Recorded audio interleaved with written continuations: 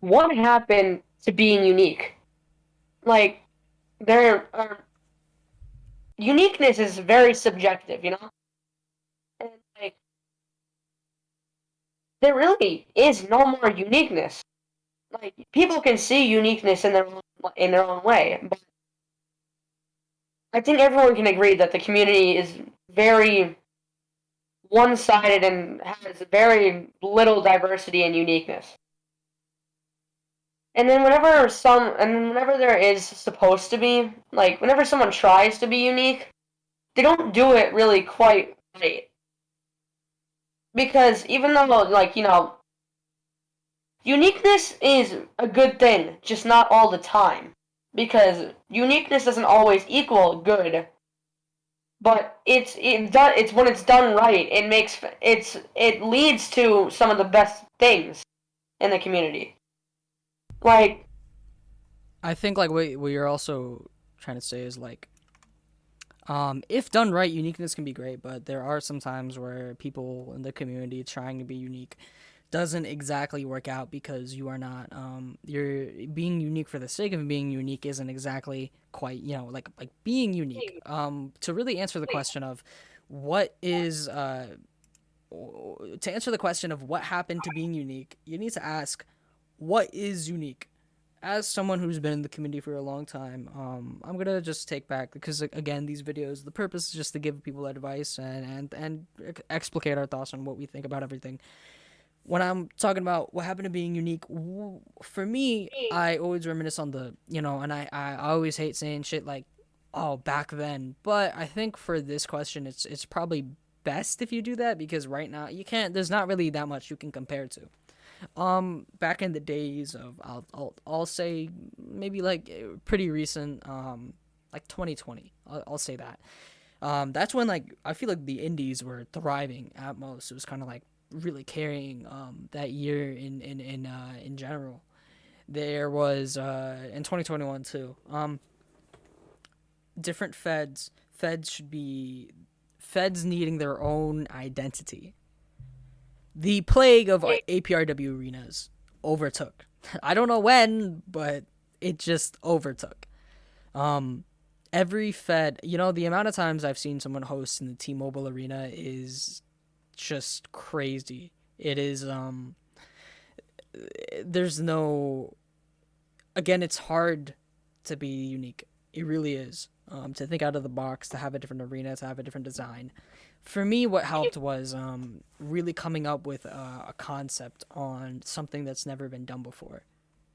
And I feel a point often overlooked is that in order to be unique, you need to be able to do something that's never been done before. And that's super hard because pro wrestling has had maybe a decade to do all these different things.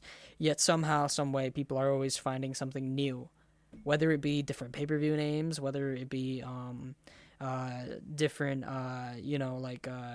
animations or graphics or all these things that make you different. That's what makes things great. You know, people have, I felt, come to a sense of conformity where when you enter an arena, it really is the same wedge arena. And I know I've complained about this a lot, and I know a lot of people complain about it, but I do feel like it is something that we can talk about and perhaps maybe offer solutions. Because I'm not here to complain. I'm not here to just say things are not unique and not offer actual advice on how to do that. So I think maybe we can alter this question into how can you be unique when it comes to Fed owners. This is what I specialize in. What has always made a Fed stand out? AXW, for its flaws that it's always had one thing, and that's that it stood out. If you went to an AXW show, you could not find a single Fed that could replicate what they were doing. And I think that's the reason why Federation Online gets so much love. It's because it doesn't have the stigma of Gianni, who was, for lack of a better term, a polarizing figure. I think that's why a lot of people love Federation Online is because it had the essence of being so unique, but it was hosted by someone that everyone could get along with, and we don't really have that nowadays. So ways that we can go about this. I found. For me, one of the things that apparently made my Fed stand out was the moving ropes. Because every time someone's like, oh yeah, RWI, I loved your guys' moving ropes. And I thought that was just a small part of a big show, but something as small as that is what attracts people's attention. What attracts people's attention when they enter Fed? First thing is the arena. Is it something that you feel like needs to be explored or something that you can just look over?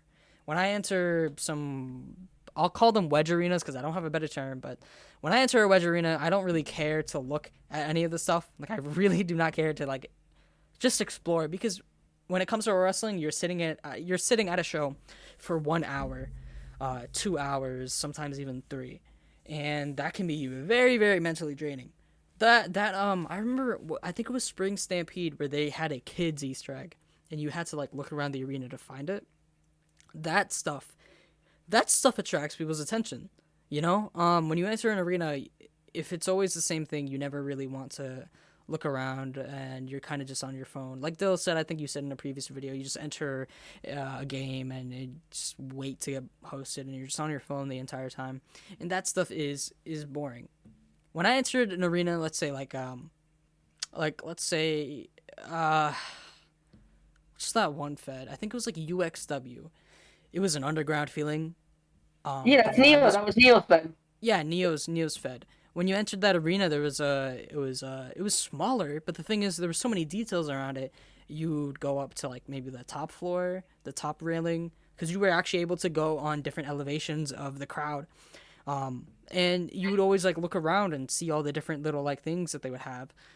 Even in AXW, I know people don't really like me saying that because nobody, I feel like it was a very 50-50 whether you like it or not. But even the arenas, like they had when you're in the arena, it's sure, yeah, it's a wedge arena, but they have different places. When you're entering the arena, you're not just spawning in like around the chairs. You're spawning in, I don't know what they're called, but like it's the place that you enter an arena before you go into the arena, stuff like that.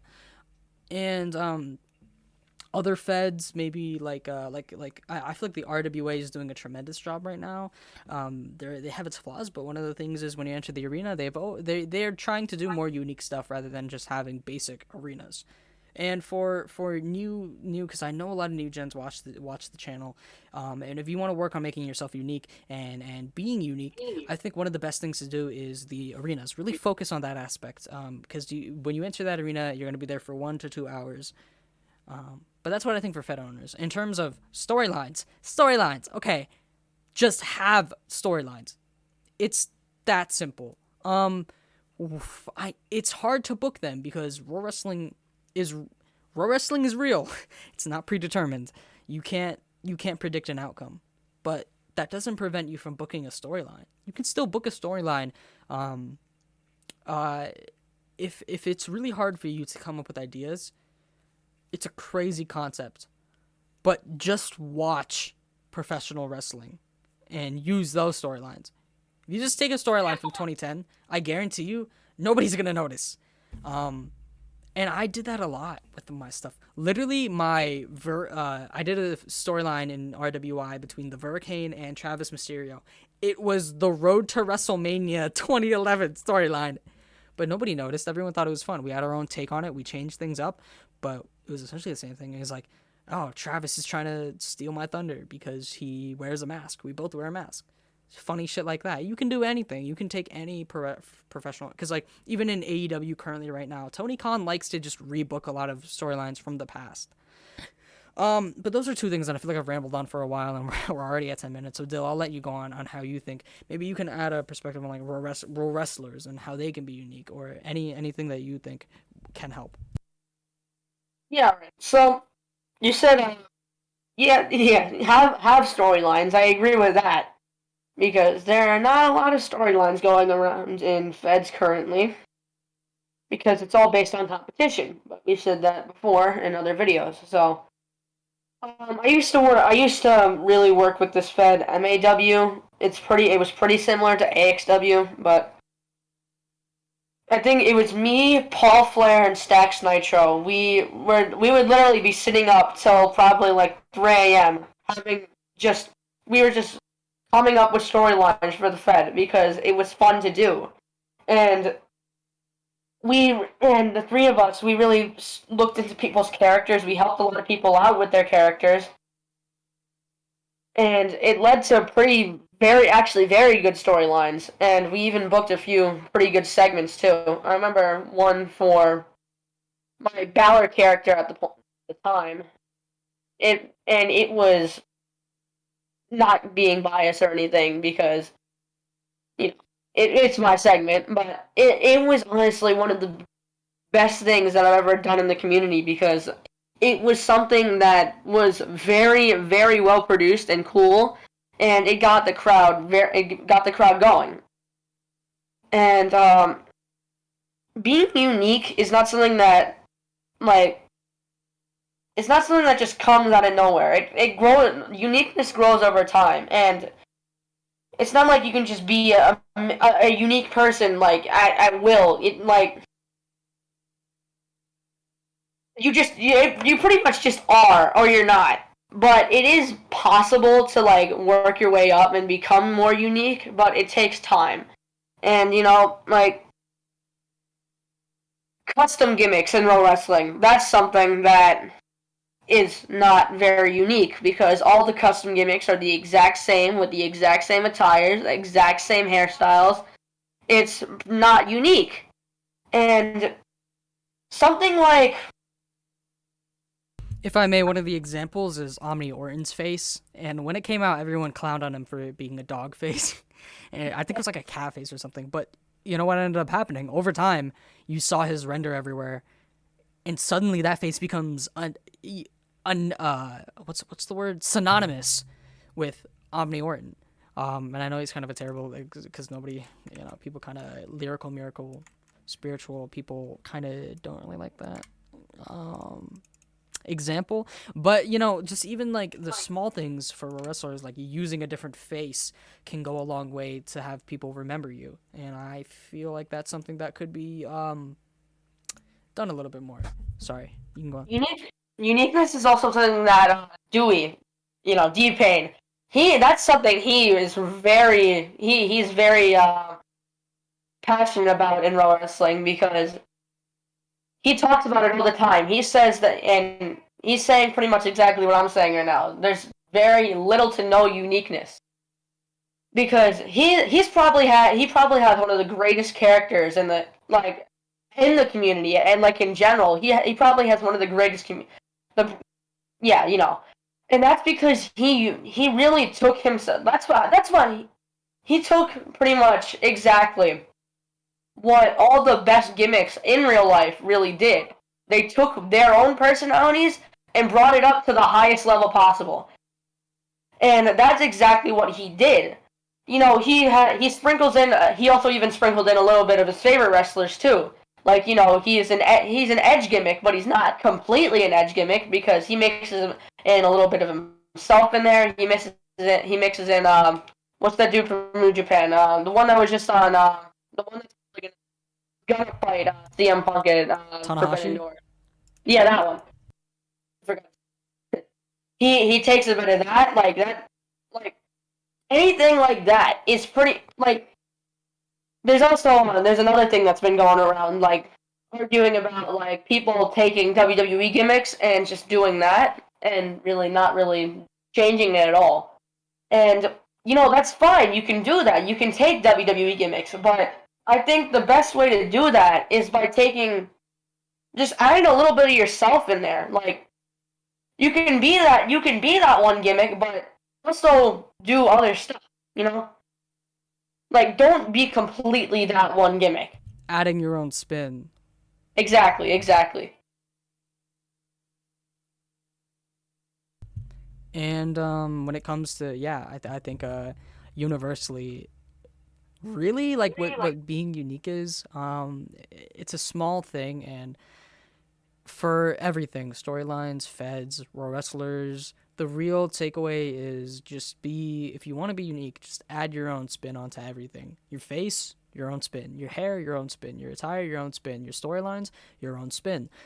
Your arena, your own, just everything really, like, you have the control to do it, and it's really up to you whether you want to, because at the end of the day, you can watch this video and say, I'm not going to do it.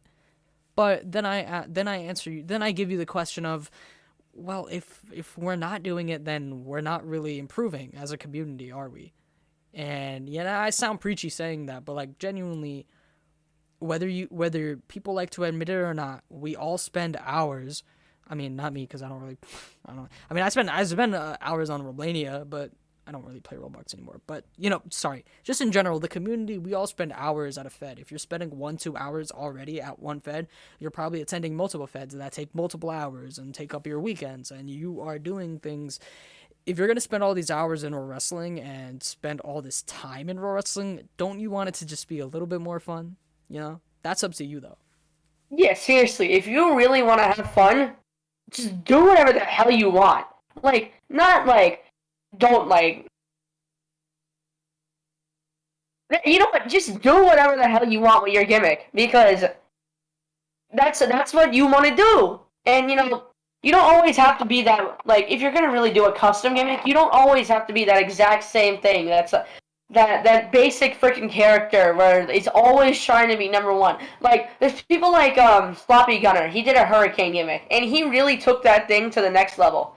He like he had like one of the most basic gimmicks I've ever seen until he did that hurricane gimmick, and it was like a complete transformation almost. And it was two polar opposites, and he did that hurricane gimmick so well, and it was so original because like nobody really does that comedy type gimmick, you know. Like it's always the big ones. It's always Reigns. It's always freaking all. It's just always that. And I think I think one last thing like with being unique. I think just watch like wrestling promos. Like watch like the best people like that do promos. Like Cena freaking like you know what I'm saying. But like watch those promos and you will 100% start getting better at promos. And it's pretty much all. It's almost like freestyling actually. And promos can be very unique. Promos can be very unique too, and that's what makes them so good. It's just the issue that And nobody can yeah, really. and the amount of times I've asked someone, "Do you actually watch pro wrestling?" and they're pro wrestlers, and they say no. The amount of times I've asked that is insane because what I found is the people who often are not good at promos are the people who just don't watch pro wrestling, and it's just weird to me how. And again, it's a you thing. I don't, if you don't want to watch pro wrestling, you don't have to. But it's just crazy how like some people, as soon as they start watching it, they're like, oh. They pick up things. I tell them, hey, maybe you watch this thing, because like maybe like when in my Fed, like we would have like, for an upcoming segment, I'd send them a real life example of what I wanted, and they'd be like, oh, okay, then they would improve from that. And it's just like, it sounds stupid. Just watch more pro wrestling to get better at things that we do for pro wrestling. But it's a real thing. We're not trying to sound like, we're just trying to like come up with solutions. But yeah, that's one of them. Just really, Yeah, you Sorry, man. don't. And you know what? Another thing is like, if you really want to do a specific gimmick, definitely watch on how they really speak during promos because that's something that that's something that some people will scoff It's at. like one of the things that Italian Dream did, right? Like he would like when he was talking, because like trying to talk in like bubble chat is not, you can't convey emotion because you're not actually talking. Yeah. So like when you're like one of the tips that I gave to my roster to some people uprising, I said, if you want to emphasize a word, don't have your entire sentence in lowercase or uppercase. Emphasize certain words in your thing. If I want to say like I am the greatest, have greatest just completely capitalized. That way, instead of screaming it in caps lock a certain word. That way you can convey emotion.